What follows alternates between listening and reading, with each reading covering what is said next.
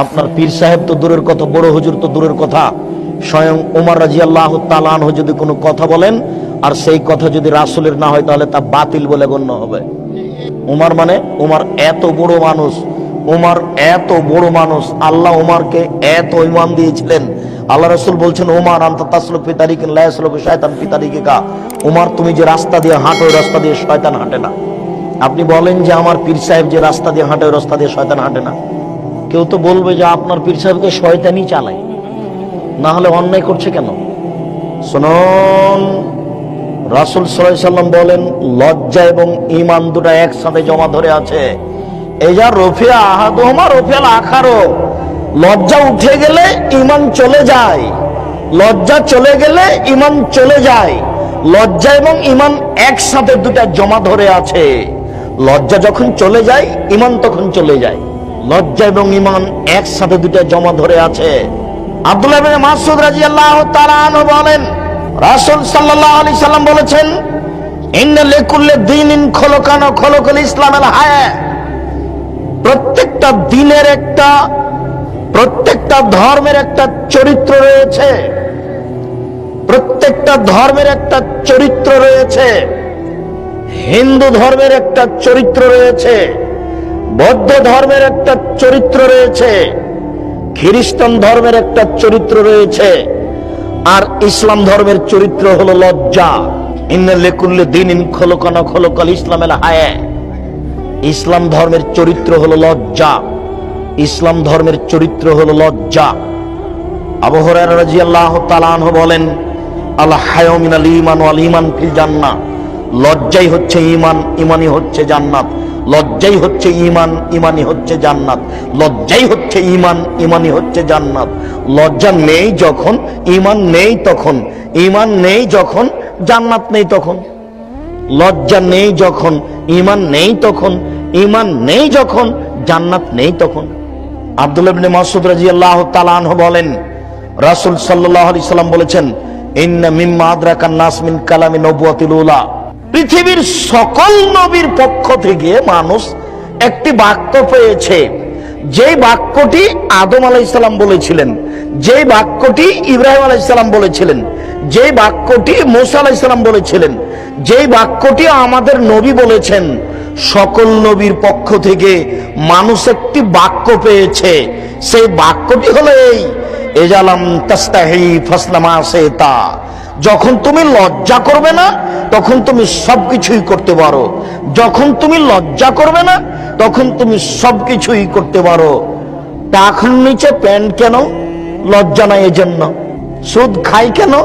লজ্জা নাই এজন্য। ঘুষ দেয় কেন? লজ্জা নাই এজন্য। মিথ্যা কথা বলে কেন? লজ্জা নাই এজন্য। প্রতারণা দেয় কেন? লজ্জা নাই এজন্য। জমি দখল করে কেন? লজ্জা নাই এজন্য। সালাত আদায় করে না কেন? লজ্জা নাই এজন্য। দাড়ি চাঁচে কেন? লজ্জা নাই এজন্য। ফতোয়া গায়ে দিয়ে ল্যাংটা হয়ে আপনার মেয়ে বসে আছে কেন? লজ্জা নাই এজন্য। মাথায় কাপড় না দিয়ে বাজারে যায় কেন? লজ্জা নাই এজন্য। ছোট ব্লাউজ পরে আপনার স্ত্রী এ বাড়ি ও বাড়ি যায় কেন? লজ্জা নাই এজন্য।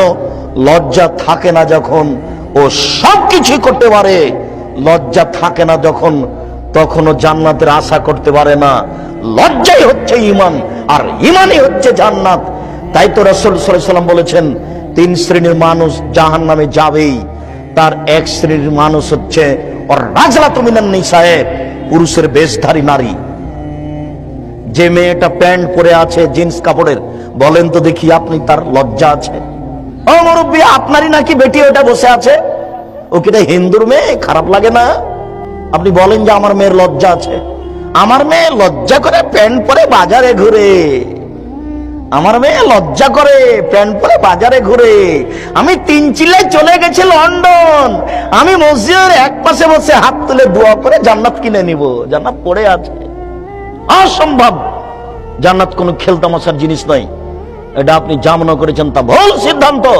হজবাতিল জান্নাত বিল মাকার হে, নিয়ম নীতি কষ্ট ক্লেশ দ্বারা জান্নাত ঘেরা আছে, মনের ইচ্ছা দ্বারা জাহান্নাম ঘেরা আছে। জাহান্নাম রাস্তায় পড়ে আছে, কুড়িয়ে নেন। জাহান্নাম যেখানে সেখানে পড়ে আছে, আপনি কুড়িয়ে নেন। জান্নাত তো সহজ নয়, জান্নাত পাওয়া খুবই কঠিন। যার মেয়ে নগ্ন পোশাকে স্কুল কলেজে যায় তার ও বাপ জান্নাতে যাবে না। যার স্ত্রী ছোট ব্লাউজ পরে বাজারে ঘুরে এ বাড়ি ও বাড়ি যায় ও জান্নাতে যাবে না, ওর স্বামী যাবে না জান্নাতে। আমি অনুবাদক, আপনি অনুবাদ আবার দেখে নেন। মহান আল্লাহ বলেন, ইয়া আইয়ুহাল্লাযীনা আমানু, হে বিশ্বাসীগণ, ইয়া আইয়ুহাল্লাযীনা আমানু তাকুল্লাহ, হে বিশ্বাসীগণ তোমরা আল্লাহকে ভয় করো, ও কুনু মা'আস সাদিকিন, আর সত্যবাদীদের অন্তর্ভুক্ত হও। এটা আল্লাহর আদেশ যে তোমরা পরহেজগার হও আর সত্যবাদীদের অন্তর্ভুক্ত হও। পরহেজগার হওয়া বড় কঠিন। আবু হুরায়রা রাদিয়াল্লাহু তাআলা আনহু বলেন, রাসূল সাল্লাল্লাহু আলাইহি ওয়াসাল্লাম বলেছেন, লাউ আলিমতুম মা আলামু, সত্য সত্যই তোমরা যদি আল্লাহকে জানতে আমি যেমন জানি, লাউ তাআলামুনা মা আলামু, যদি তোমরা সত্য সত্য আল্লাহকে জানতে আমি যেমন জানি, লা বাকাইতুম কাসীরা ওয়া লা দাহিকতুম কালিলা, তাহলে বেশি বেশি কাঁদতে কম কম হাসতে। আমরা এখানে যারা বসে আছি 24 ঘন্টাতে কয় ঘন্টা কাঁদি আর কয় ঘন্টা হাসি? এখন তো জমি জায়গা বেশি হয়েছে, টিভি আর জমি আর জায়গা নিয়ে দিন রাত মানুষের হাসি আর হাসি, আনন্দ আর ফুর্তি। এখন তো আর মানুষের কান্নাকাটির সময় নেই। আল্লাহর রাসূল বলছেন, মানুষ যদি আল্লাহকে চিনতো তাহলে বেশি বেশি কাঁদতো, কম কম হাসতো। মানুষ তো আল্লাহকেই চিনে না, কাঁদবে কি? চিনার প্রয়োজনও নেই। যেদিনই পেটে বাচ্চা এসেছে সেদিনই স্বামী স্ত্রী ভাবছে যে ছেলেকে ইংরেজি শিখাতে হবে, পিসি স্কুলে ভর্তি করতে হবে, সরকারি রেসিডেন্সিয়াল স্কুলে ভর্তি করতে হবে। 5 বছরের ছেলেকে বাপ বানাবে Michael Madhusudan Dutta. Michael Madhusudan Dutta London গেছিল ইংরেজি দিয়ে পদ্য লিখে ইংরেজিদের হারিয়ে দিবে, ইংরেজদের হারিয়ে দিবে। এই জন্য সেই দিন মানুষের এত দূরের প্রয়োজন ছিল, আজকে মানুষ তার চেয়ে বেশি ভাবছে, অথচ তার হিসাব ভুল। আবু হুরায়রা রাদিয়াল্লাহু তাআলা আনহু বলেন, রাসূল সাল্লাল্লাহু আলাইহি সাল্লাম বলেছেন, সালাসাতুন মুহলিকাতুন সালাসাতুন মুনজিয়াতুন, 3টি জিনিস মানুষকে ধ্বংস করে, 3টি জিনিস মানুষকে রক্ষা করে। 3টি জিনিস মানুষকে ধ্বংস করে, 3টি জিনিস মানুষকে রক্ষা করে। এক, তাকওয়াল্লাহ ফিস সিররি ওয়াল আলানিয়া, যে আল্লাহকে প্রকাশ্যে ভয় করে, যে আল্লাহকে গোপনে ভয় করে সে জান্নাতে যাবে, সে বেঁচে গেছে। যে আল্লাহকে প্রকাশ্যে ভয় করে, যে আল্লাহকে গোপনে ভয় করে সে জান্নাতে যাবে, সে বেঁচে গেছে। 2, কওলুল হক ফির রিজা ওয়াস সাখাত, সুলি হলেও সত্য কথা বলে, ফাঁসি হলেও সত্য কথা বলে, ও বেঁচে গেছে, ও জান্নাতে যাবে। সুলি হলেও সত্য কথা বলে, ফাঁসি হলেও সত্য কথা বলে, ও জান্নাতে যাবে, ও বেঁচে গেছে। 3, আল ইকতিসাদু ফিল ফাকরি ওয়াল গিনা, মধ্যম পন্থায় খরচ করে, ধনী হলেও গরিব হলেও মধ্যম পন্থায় খরচ করে যে সেই বেঁচে যাবে, ধনী হলেও গরিব হলেও। হঠাৎ করে ধনী হয়েছেন, প্রতিদিন বাজারে 10 কেজি ওজনের রুই মাছ কিনিয়েন না। হঠাৎ করে টাকা কমে গেলে রুই মাছ কিনতে পারবেন না, এলাকার লোক নিন্দা করবে, এ কাজ করিয়েন না। হঠাৎ করে ধনী হয়েছেন, স্ত্রীর জন্য 5,000 টাকা দিয়ে শাড়ি কিনিয়েন না, এটা ভুল। মধ্যম পন্থায় খরচ করবেন। তোমরা যারা দিনমজুর, ভ্যান চালক, রিক্সাওয়ালা শোনো, তোমরা বাজারে গিয়ে পুঁটির মাছ কিনবে, এই কথাই ঠিক। তুমি যদি রুই মাছ কিনো, 300 টাকা কেজি, 500 টাকা কেজি রুই মাছ কিনলে কয়দিন পরে তোমাকে মানুষের কাছ থেকে টাকা কর্জ নিতে হবে, তুমি ঠিক মতো দিতে পারবে না, তখন তুমি এলাকা থেকে পালিয়ে যাবে, তোমার এটা আসবেই। এ কারণে রাসূল সাল্লাল্লাহু আলাইহি ওয়াসাল্লাম বলেছেন, আল্লাহ তাআলা বিচার মাঠে 3 শ্রেণীর মানুষের সাথে কথা বলবেন না। এই কারণে রাসূল সাল্লাল্লাহু আলাইহি ওয়াসাল্লাম বলেছেন, বিচারের মাঠে আল্লাহ 3 শ্রেণীর মানুষের সাথে কথা বলবেন না। 1, শাইখুন জানিন, বেশি বয়সে জেনা করে যারা, তাদের সাথে আল্লাহ বিচারের মাঠে কথা বলবেন না।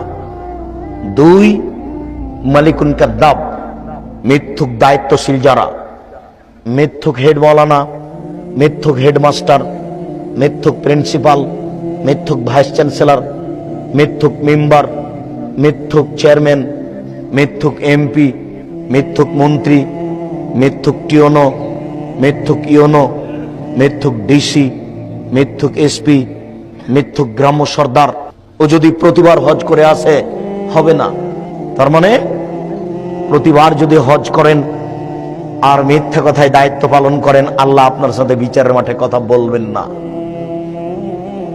আপনি যত বড়ই পরহেজগার হন না কেন, বক্তা সাহেব আপনি যত বড়ই পরহেজগার হন, আর আপনি যতই জাতির সামনে বক্তব্য দেন, আপনি মিথ্যা কথা দিয়ে বক্তব্য দিলে, মিথ্যার আশ্রয় নিলে আল্লাহ আপনার সাথে বিচারের মাঠে কথা বলবেন না। বিচারের মাঠে আল্লাহ আপনার বায়ের সাথে পাগড়ি দেখবেন না। বিচারের মাঠের একচ্ছত্র মালিক থাকবেন আল্লাহ তাআলা। সেখানে কোনো নবীও কথা বলতে পারবেন না অনুমতি ছাড়া। আপনার পীর সাহেব তো দূরের কথা, বড় হুজুর তো দূরের কথা, স্বয়ং ওমর রাদিয়াল্লাহু তাআলা আনহু যদি কোনো কথা বলেন আর সেই কথা যদি রাসূলের না হয়, তাহলে তা বাতিল বলে গণ্য হবে। ওমর মানে, ওমর এত বড় মানুষ, ওমর এত বড় মানুষ, আল্লাহ ওমরকে এত ইমান দিয়েছিলেন। আল্লাহ রাসূল বলছেন, ওমর আনতা তাসলুকু ফি তারিকিন লা ইয়াসলুকু শায়তান ফি তারিকিকা। ওমর তুমি যে রাস্তা দিয়ে হাঁটো, ওই রাস্তা দিয়ে শয়তান হাঁটে না। আপনি বলেন যে আমার পীর সাহেব যে রাস্তা দিয়ে হাঁটে, ওই রাস্তা দিয়ে শয়তান হাঁটে না। কেউ তো বলবে যে